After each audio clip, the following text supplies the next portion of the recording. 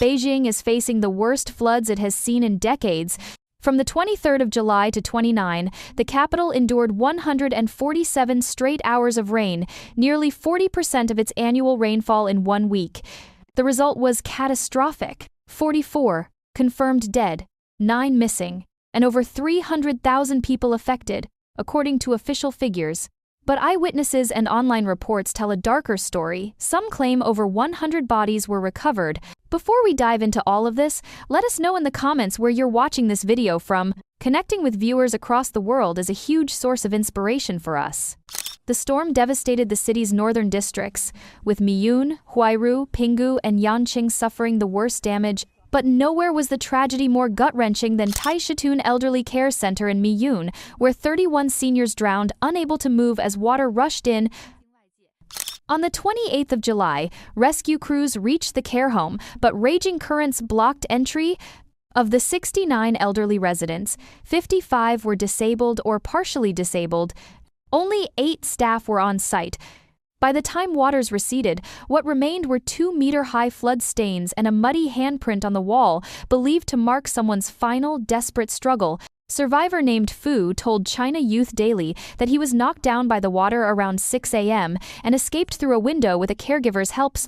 He waited 3 hours on the roof before firefighters arrived. Those who survived were mostly mobile seniors, who climbed onto chairs or windowsills. The rest didn't stand a chance. According to the Vision Times, officials later admitted the care facility was not included in Beijing's emergency evacuation plan, citing gaps in preparedness. The public's response was swift and furious. Netizens slammed Miyun officials as completely incompetent and demanded accountability after rescue efforts conclude. The outrage intensified as more facts emerged. On the 27th of July, the day before the care home flooded, at least 9 reservoirs discharged simultaneously, including Qinglong Gorge Reservoir Mianweiru border, 3 in Huairu, Beitaishang, Dashuiyu, 5 in Pinggu, Haizi, Shiyu, Huangyu, Yangyatai, Huaiyu. A Miyun reservoir employee confirmed that discharge volume surged from 80 to 200 m³s, then to 400 m³s without any public warning. Despite record rainfall, authorities failed to alert residents, unleashing a violent downstream surge that triggered flash floods, amplified devastation, and left the public in the dark.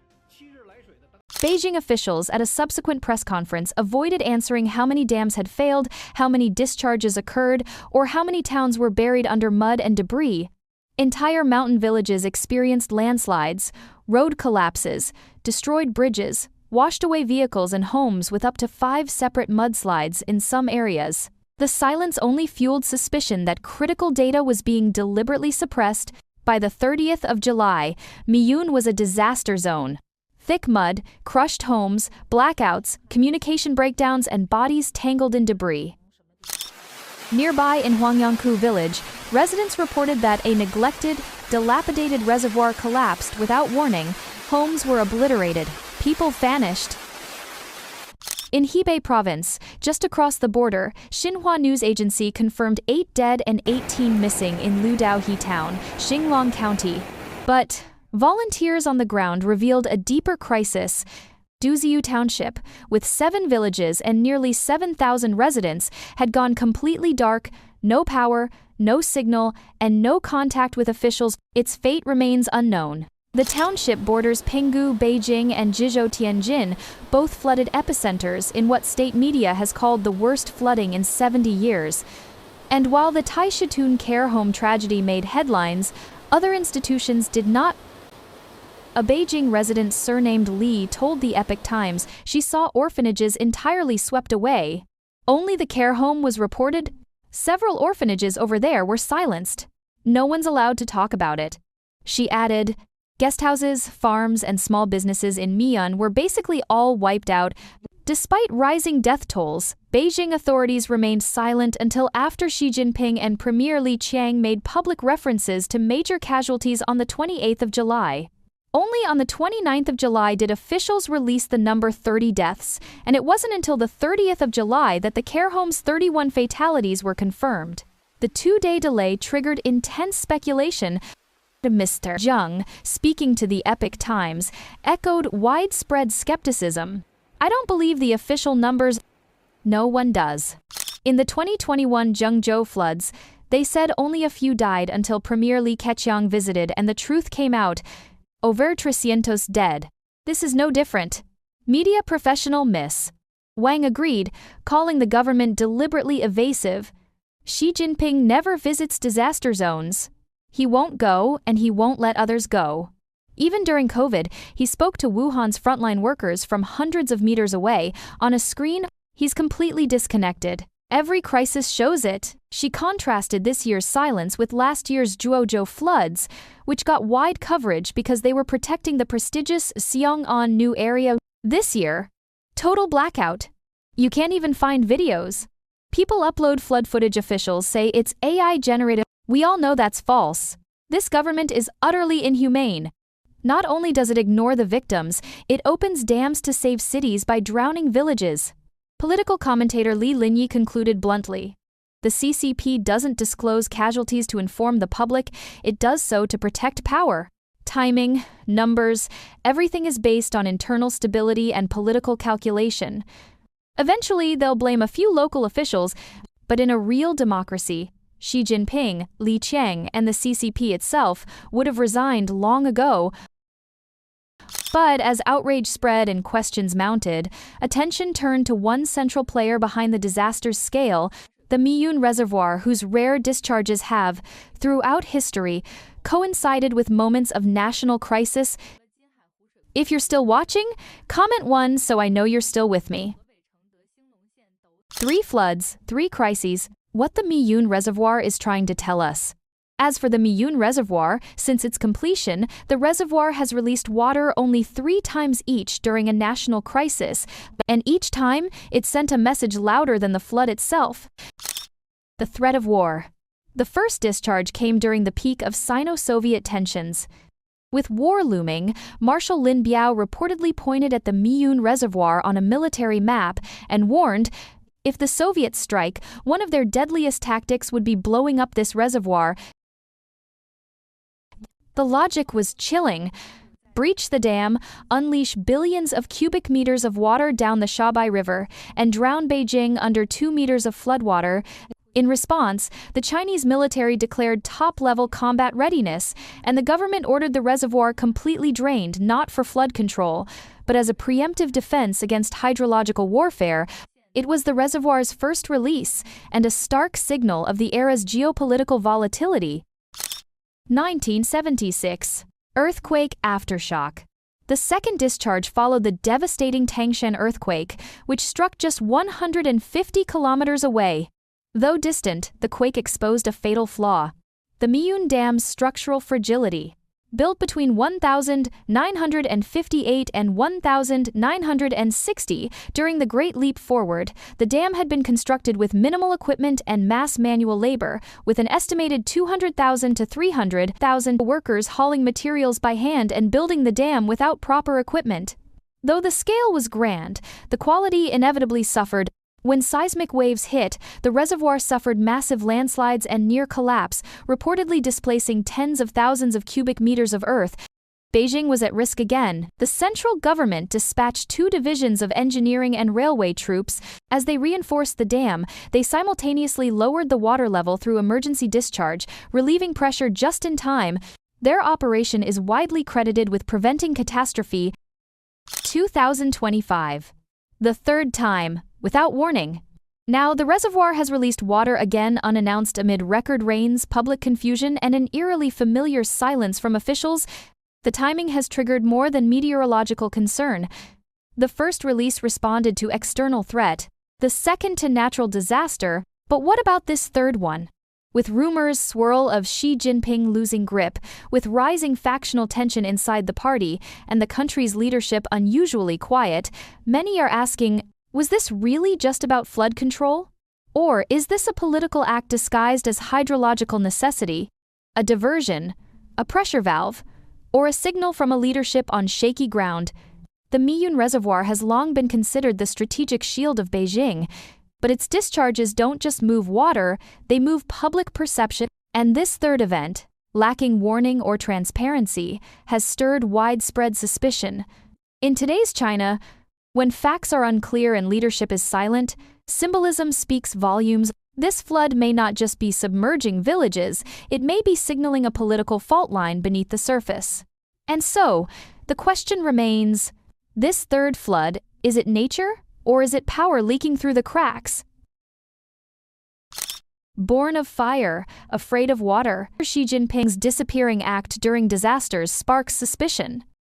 A viral saying has taken hold in China's online forums. Xi has a fire fate and fears water most. What started as a tongue-in-cheek reference to folk astrology has morphed into a political lens through which many now view Xi Jinping's chronic absence during floods, and the pattern is impossible to ignore. Whenever water rises, Xi retreats. In 2020, when historic floods battered the Yangtze River basin, swamping Anhui, Jiangxi, and Hubei, Xi turned up in Jilin, far from the disaster zone. The timing sparked immediate backlash. Netizens accused him of intentionally keeping a safe physical distance. In 2021, deadly rains submerged Zhengzhou, killing dozens and displacing millions. According to official reports, Xi issued a written directive but never visited the scene, despite his usual image as a hands-on leader. By 2023, Beijing-Tianjin-Hebei flood unleashed northern China's worst rainfall in over a decade. The political optics couldn't have been clearer. The capital was drowning and Xi was nowhere. No visit. No photo op. Just silence. Some dubbed him a leader in absence. And from 2020 to 2024, it kept happening. Floods swept the country. Xi vanished from view. Online, the joke grew sharper. When the water comes, Xi evaporates. Astrology or avoidance? The fire fate theory. Beyond political analysis, Chinese metaphysics offers a different reading. In folk belief, Xi is said to be born of fire, a fate incompatible with water.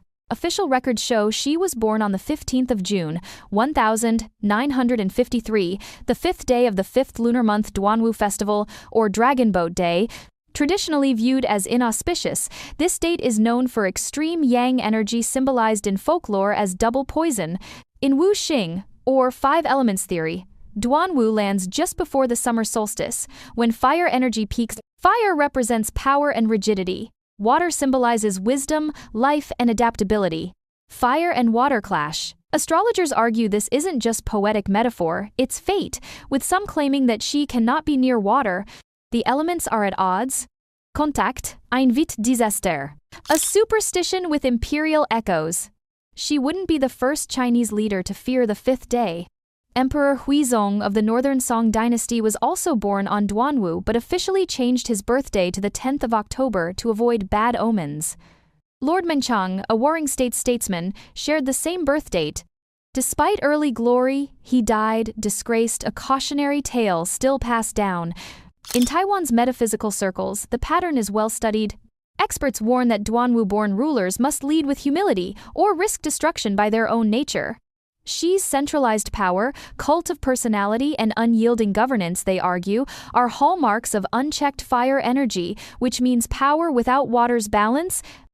The flood Xi should fear most. Water can carry a boat, but it can also overturn it. History has proven that leaders who ignore suffering are swept away by public rage.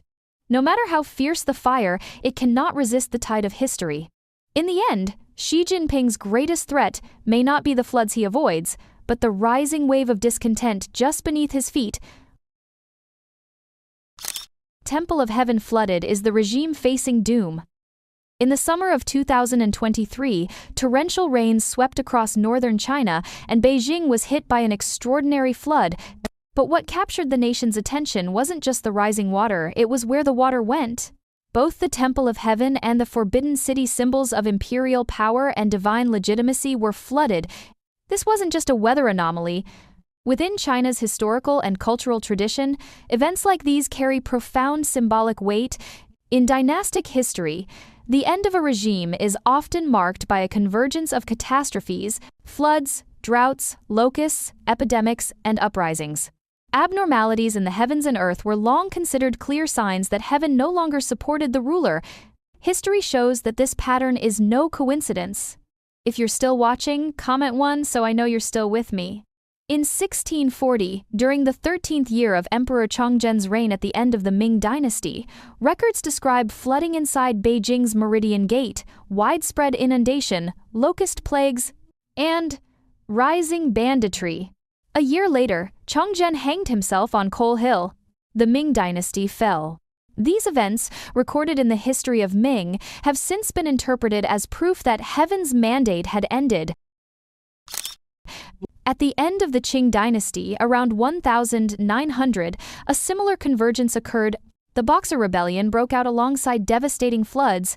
Draft history of Qing documents flooding across Henan that displaced millions, triggered chaos, and allowed foreign troops to invade Beijing. Empress Dowager Cixi fled west. These disasters dealt a fatal blow to Qing rule. Further back, during the Northern Song, poet Lu Yu described disasters in the Jianghuai region, uneven rainfall, rising banditry, and daily unrest culminating in the Jingkang incident and the southern retreat of the Song dynasty. The Zizhi Tongjian notes that in the final days of the Sui and early Tang dynasties, heavy and unrelenting rains north of the Yangtze destroyed crops and caused mass suffering.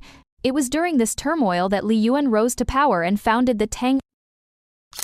The Book of the Later Han also recounts how, near the Eastern Han's collapse, consecutive years of floods washed away military defenses, displaced citizens, and gave rise to feuding warlords, poking frums to.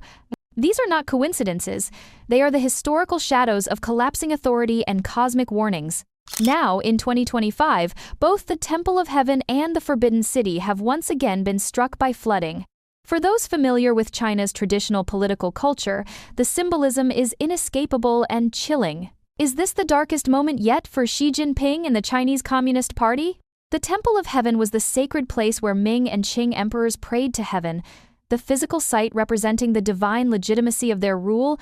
The emperor, as the Son of Heaven, ruled not by popular vote or legal mandate, but by heaven's will.